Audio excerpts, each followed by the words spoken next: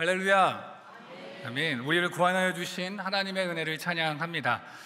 고난주간 특별 새벽기도를 통하여서 귀한 은혜를 풍성히 누리고 계시지요?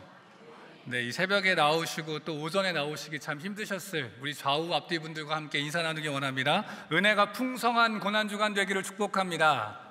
은혜가 풍성한 고난주간 되시기를 축복합니다. 아멘. 네, 이 귀한 고난주간 가운데에 하나님 허락하신 은혜가 정말 우리 가운데에 풍성하게 넘치기를 소망합니다. 우리를 위해 이 땅에 오신 예수님께서 예루살렘 성에 입성하시어서 십자가에 달려 죽으시기까지의 일주일, 이 한 주간을 우리는 고난주간이라고 부르면서 참으로 귀한 절기로 지키고 있습니다. 금식을 하기도 하고요, 자신이 좋아하는 것들을 금하고 절제하면서 즐거움을 찾기보다 예수 그리스도의 고난에 동참하는 참으로 귀한 묵상하는 그런 시간이 아닐까 합니다.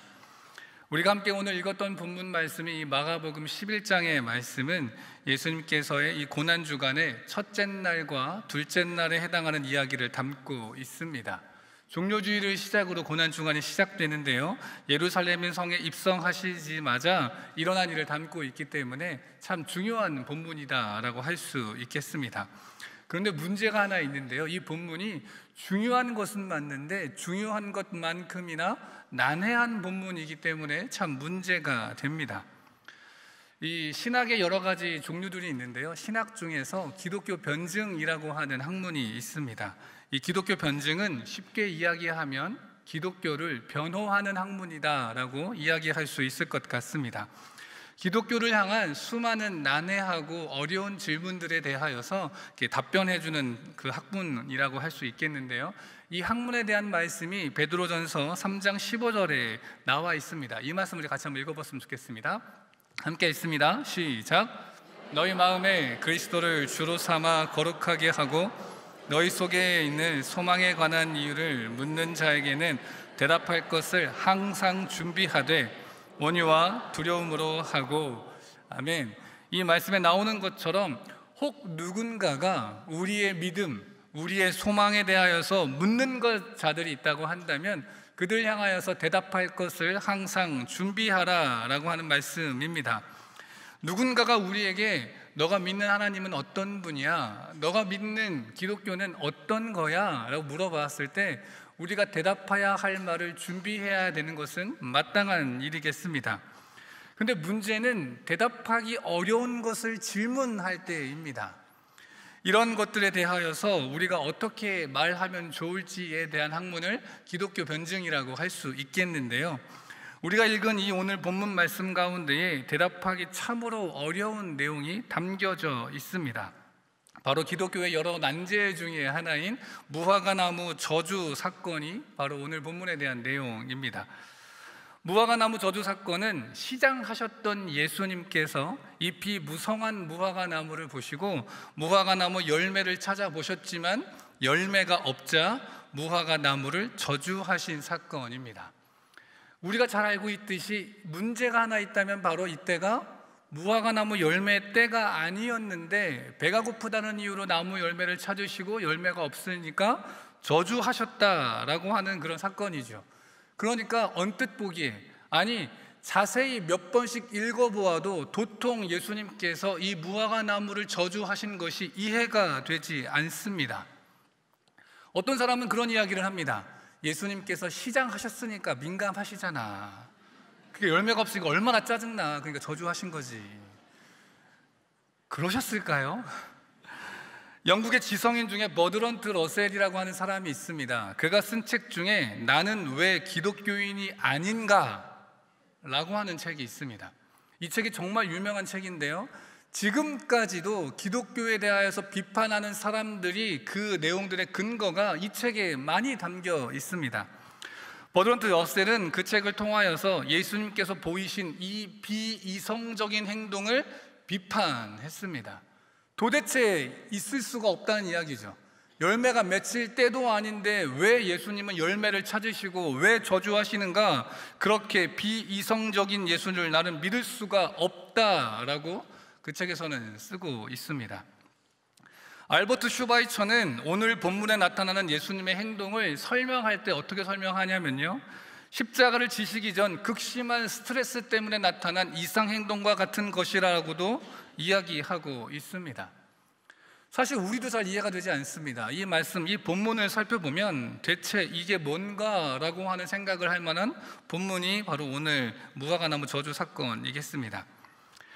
앞서 서두에 말씀드린 것과 같이 오늘 본문인 이 마가복음 11장 12절과 25절 말씀은 예루살렘 입성하신 이후 월요일과 화요일에 걸쳐서 나타나신 예수님의 행적에 대한 이야기입니다.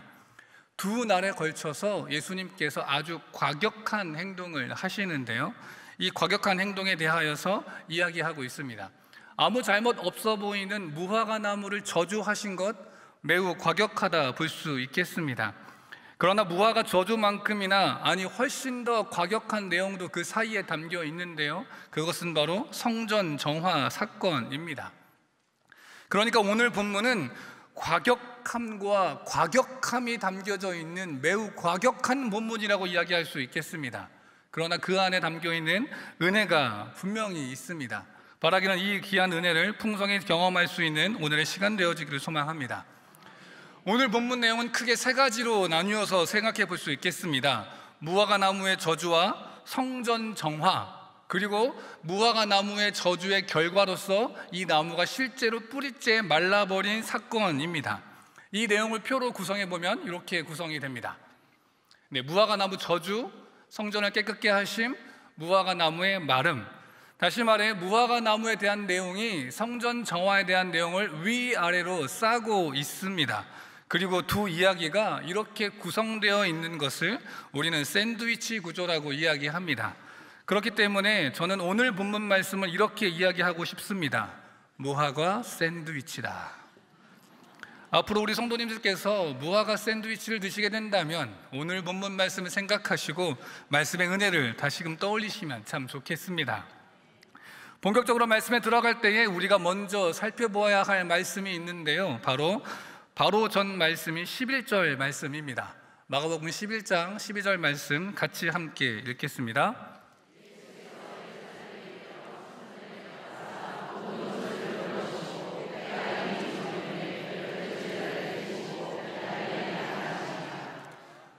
네, 이 말씀 11절에서 예수님이 나타났던 이때는 바로 종려주일입니다. 그러니까 예루살렘 성에 들어오셨던 그 당일에 대한 일을 이야기하고 있는 것입니다.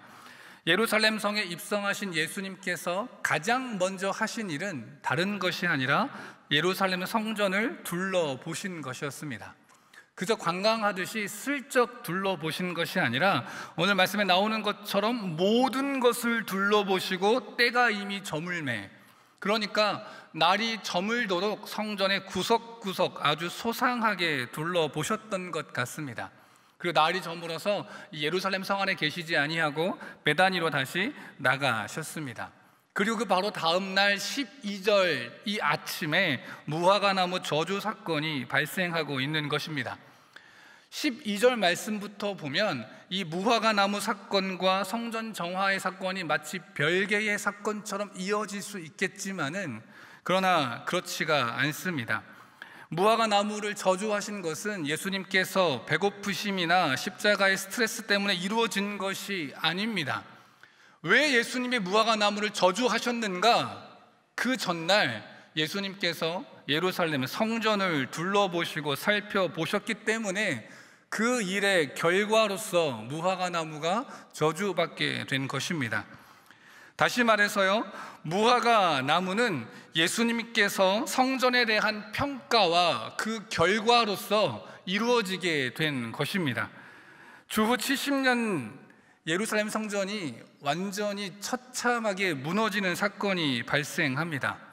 무화과나무가요, 뿌리째 말라버린 것처럼, 완전히 말라버린 것처럼 예루살렘 성전이 완전히 무너지는 일이 이 주후 70년에 이루어지게 됩니다. 그 일을 위하여 얘기하시기 위한 것으로서 이 무화과나무 저주 사건이 이루어지게 된 것이다. 다시 말해서 무화과나무는요, 예루살렘 성전을 향한 일종의 시청각 재료라고 할 수 있겠습니다. 성전의 모습을 바라보시면서 무화과나무에 빗대어서 무화과나무가 마를 것을 이야기하신 것입니다. 그렇다면 왜 예루살렘 성전이 무너져야 했던 것일까요? 예루살렘 성전의 어떤 모습을 보시고 예수님께서는 그렇게 평가를 하셨겠습니까? 15절 말씀에 그 모습이 담겨져 있습니다. 우리 15절 말씀도 같이 함께 읽겠습니다. 시작. 그들이 예루살렘에 들어가니라. 예수께서 성전에 들어가사 성전 안에서 매매하는 자들을 내쫓으시며 돈 바꾸는 자들의 상과 비둘기 파는 자들의 의자를 둘러 엎으시며. 지금 이 15절에 예수님이 계신 곳은 성전의 장소 중에 이방인의 뜰이라고 하는 곳입니다. 이곳의 모든 것을 예수님께서는 뒤엎으셨습니다. 성전을 성전되게 하지 못하는 모든 것들을 뒤엎으신 것입니다. 이사야 56장 7절에 말씀하시는 것처럼 성전이 어떤 곳입니까? 만민이 기도하는 집입니다.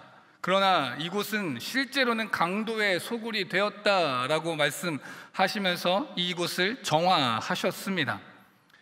왜 이렇게 성전의 모습이 망가지게 되었을까요? 하나님을 향한 거룩한 제사가 이루어져야 될 이 곳이 왜 강도의 소굴처럼 왁자지껄하고 시끄러운 곳이 되고야 말았을까요? 이러한 것에는 시대적으로 중요한 인물과 연결되게 됩니다.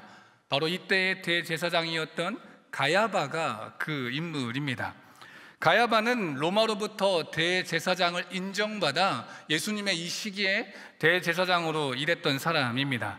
그는 종교뿐만 아니라 정치적으로도 로마와 매우 긴밀하게 연결되어 있었습니다.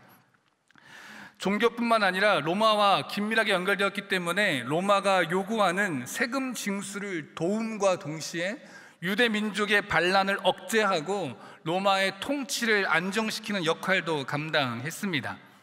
그랬던 그가 로마로부터 이 대제사장직을 유지하기 위해서는 로마가 요구하는 어떠한 세금에 대한 것들을 지불하여야 했습니다. 그런데 예루살렘 성전은 막대한 경제적 이득을 볼 수 있는 곳 중에 하나였습니다. 제사를 드리기 위해 사용될 재물에 대한 판매하는 그 과정 가운데 폭리를 취하고요, 성전세를 걷고 또 그곳 가운데에 쓸 수 있는 돈을 바꾸는 환차손에 대한 이익을 막대하게 벌어들였던 곳이 바로 예루살렘 성전이었습니다. 이렇게 성전에서 거두어들여지는 수익을 바탕으로 그가 대제사장직을 유지하는 뇌물에 쓰이고 또 성전에서 자신의 상점을 열고 관리하는 권리를 로마로부터 얻어낼 수 있었던 것이지요. 그러한 광경을 보신 예수님께서 그 모든 것을 뒤엎으신 것입니다. 가야바의 가장 중요한 사업을 둘러 엎으셨습니다. 그러자 18절 말씀에 대제사장들과 서기관들이 예수를 어떻게 죽일까 의논하게 됩니다. 그러니까 여러분, 예수님께서는 이 일 때문에 죽으신 것입니다. 가야바의 가장 큰 수입원, 그거를 둘러 엎으셨기 때문에 어떻게 보면 그 일로 인하여 죽게 되었다라고도 이야기할 수도 있을 것만 같습니다. 여러분, 성전의 모습은 어떤지 아십니까? 이 헤롯 시대의 성전은 굉장히 훌륭한 모습이었습니다. 하얀 대리석으로 화려하게 만들었을 뿐만 아니라 그 위를 금박으로 덮어 씌웠기 때문에 햇빛이 비치면 멀리서도 그 빛나는 것이 장관이었다라고 전해지고 있습니다. 그런데 그 안은 어떻습니까? 병들어 있습니다. 아주 심각한 병에 걸려 있습니다. 추악한 욕심이 가득하고 세상의 욕심이 가득한 모습이 그곳에 있습니다. 겉으로는 기도하는 집이지만 그 안에 외식과 악독이 가득합니다. 그리고 이 성전의 모습은 오늘 우리의 모습을 돌아보게 합니다. 우리는 성령이 거하시는 거룩한 성전으로서 살아가야 하는데 이 병들어버린 성전의 모습이 혹 우리의 모습은 아닌가 돌아보게 되는 것입니다. 베드로전서 2장 1절부터 2절 말씀 같이 함께 읽겠습니다. 시작.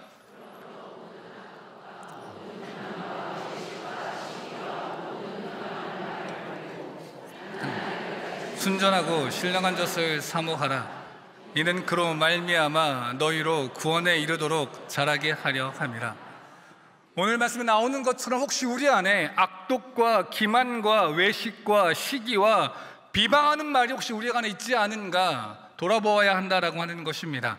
간절히 바라기는 우리 안에 혹시 이런 모습들이 있는 모습이라면 이 모든 것을 버리고 순전하게 신령하게 자라날 수 있는 우리가 되어지기를 간절히 소망합니다. 이러한 성전의 모습을 바라보시고 예수님께서는 이 일을 통하여 무화과 나무의 저주로 이어지게 됩니다.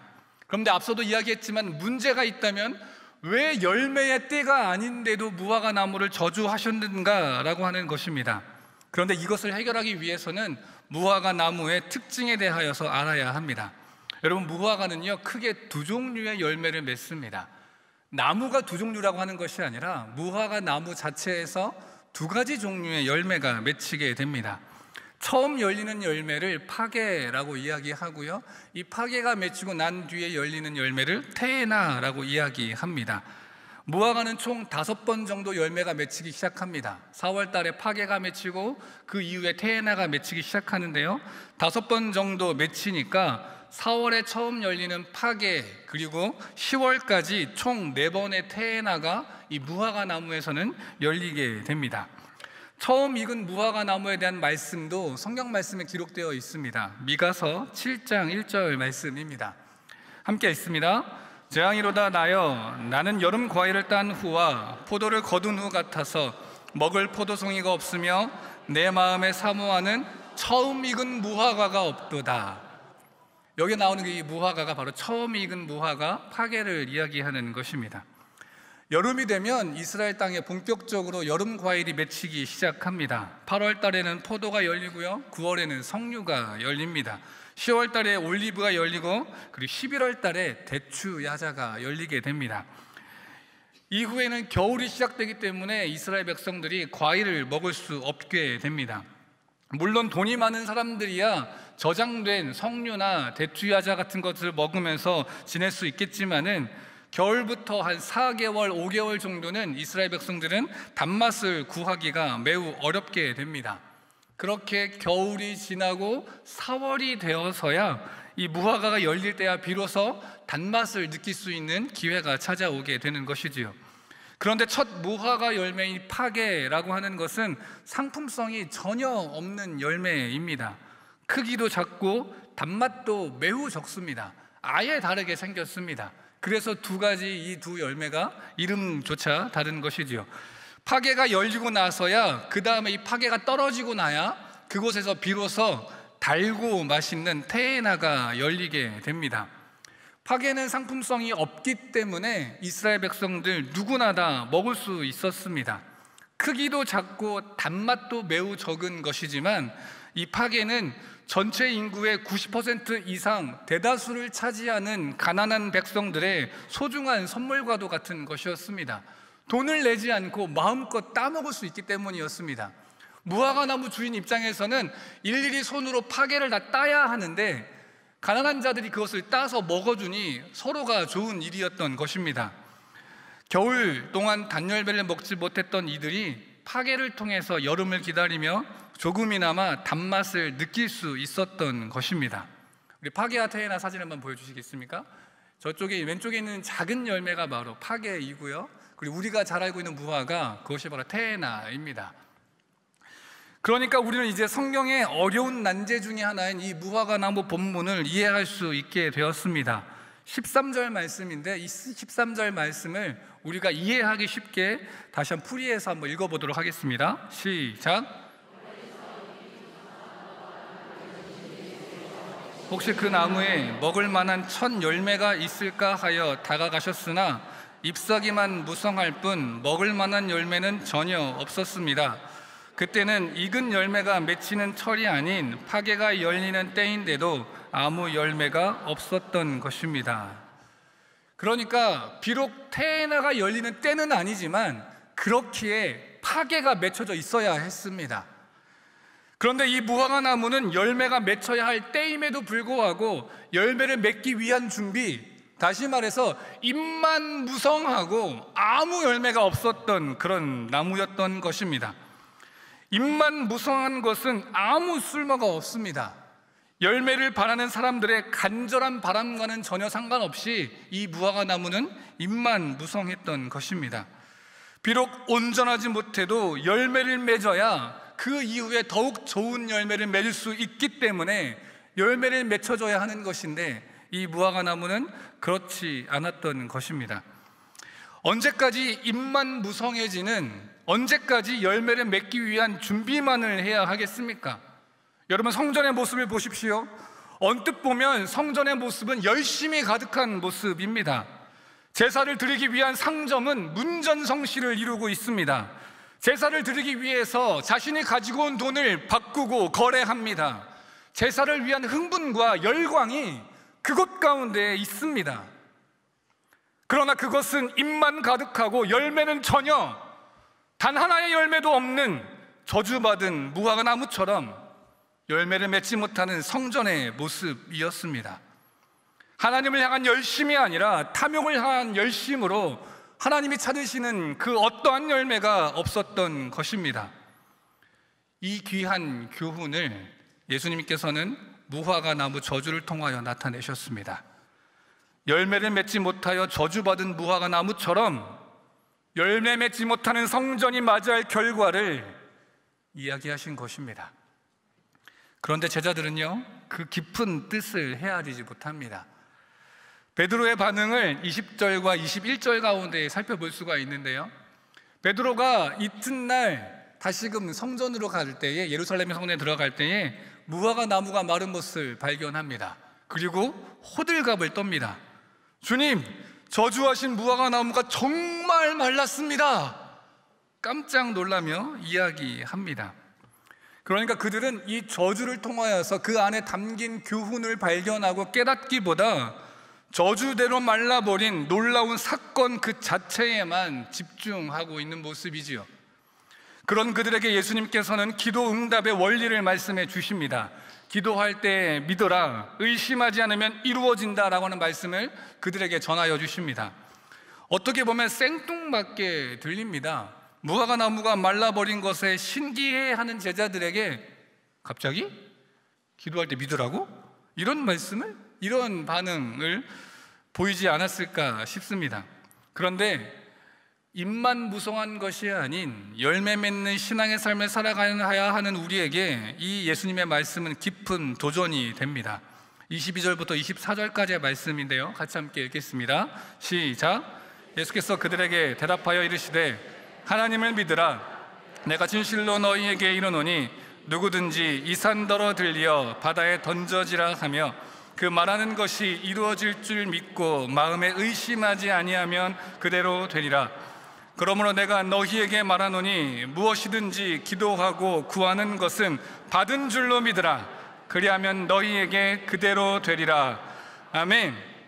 이 말씀을 통하여서 예수님께서 말씀하시는 기도 응답의 원리는 하나님을 믿는 것입니다. 먼저는 기도한 대로 받게 될 줄로 믿는 것입니다. 그리고 더 나아가서 이미 받은 줄로 믿는 것입니다. 여러분, 이미 받은 줄로 믿는다라고 하는 것이 무슨 말씀입니까? 그것은 변화를 의미합니다. 받은 것을 믿기 때문에 이미 받은 자의 삶을 살아가라라고 하는 것입니다. 하나님께서 반드시 그것을 주실 것이니까 그것을 받은 자처럼 살아가라라고 말씀하시는 것, 다시 말하면 나의 상황이 변화되는 것이 아니라 누가 변화되는 것입니까? 내가 변화되는 것입니다. 여러분, 기도하였을 때 기도대로 이루어지면 감사하죠. 복받았다라고 생각합니다. 사실 우리의 기도의 모습이 그렇지 않습니까? 상황을 가지고 기도합니다. 하나님, 내 병 낫게 해주십시오. 하나님, 시험 통과하게 해주십시오. 하나님, 나에게 있는 이 상황 해결해 주십시오. 상황의 변화에 대해서 기도합니다. 그런데 문제는 기도대로 이루어져서 이 상황이 해결되면 참 좋은 것인데, 똑같은 상황이 발생되면 어떻게 됩니까? 똑같이 기도합니다. 하나님, 또 병에 걸렸습니다. 하나님, 시험 하나 더 남았습니다. 하나님, 이런 문제 또 있습니다. 결국 똑같이 구하고 똑같이 기도하는 것입니다. 그러니까 상황의 해결만으로는 반복되는 근본적인 원인을 해결할 수 없게 된다라고 하는 것입니다. 진정한 응답은 무엇입니까? 상황이 아니라 내가 변화되는 것입니다. 기도한 대로 내가 변화되어서 더 이상 반복되는 상황이 오지 않는 것, 그것이 진정한 응답입니다. 기도할 때의 상황의 변화만이 응답이 아니요, 진정한 응답은 결국에 내가 변화되는 것입니다. 입만 무성해지고 열매 맺는 때만 오는 것이 아니라 진정한 열매를 맺는 나로 변화되어져야 된다는 것입니다. 저주했다고 말라버리고 기도한 대로 상황이 펼쳐지는 것에 집중하는 것이 아니라 내가 변화되어서 열매 맺어야 하는 믿음의 삶을 살아가야 한다는 것, 열매 맺고 성장하여 더 좋은 열매를 맺고 계속하여 열매를 맺어야 한다는 것, 이것이 오늘 본문의 교훈입니다. 고난주간 우리가 보내고 있습니다. 예수님의 고난에 묵상하고 동참하며 예수님께서 깊이 나아가신 그 자리까지 우리도 나아가는 귀한 절기입니다. 이 귀한 절기에 우리의 신앙의 때 우리의 모습을 돌아보기를 원합니다. 혹시 우리는 입만 무성한 고난주간을 보내고 계시지는 않으십니까? 겉으로는 종교적 열광이 가득했던 성전의 모습처럼 혹시 내 안에 있는 이 고난주간에 이루어지는 여러 가지 종교적 행위로 나를 채우기는 하지만 진정 내 안에 열매가 맺혀져 있는가, 외식과 탐욕으로 가득하지는 않은지 돌아보아야 한다 하는 것입니다.